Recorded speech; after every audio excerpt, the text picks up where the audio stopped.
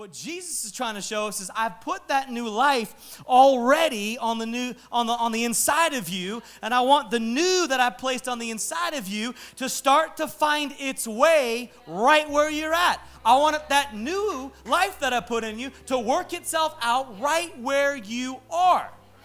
So David's this Old Testament figure, comes in unconsecrated and gets the Spirit of God.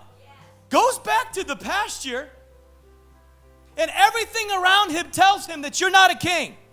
You're a shepherd, and you're nobody, and you weren't invited, and no one saw this in you. We see nothing actually change except everything on the inside of him, so much so that I think that he walks by that old slingshot that he used to play with. He used to knock birds over and sticks with, and he sees that old sling, but there's something new about that old sling because of what God has done on the inside of him. And God ended up using the old slingshot to be ushered into the palace by killing Goliath, but David was new, but the slingshot wasn't.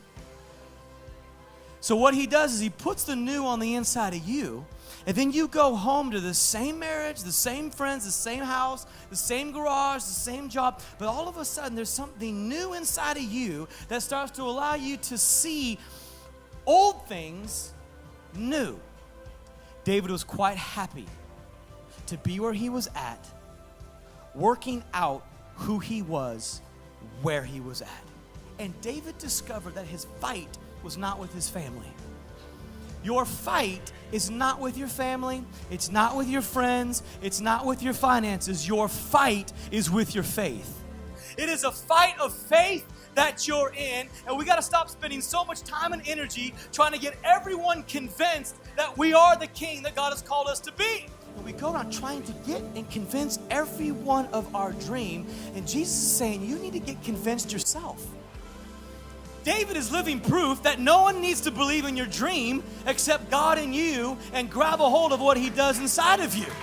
And yet the word of God comes to you and says you might be a shepherd, your family might have been a shepherd, but I'm telling you by the word of God, there is royalty on the inside of you, and if you will grab a hold of the word of God, I'm telling you, you're going to see it come to pass. Quit trying to get everyone convinced that you're a king and just start walking as a king.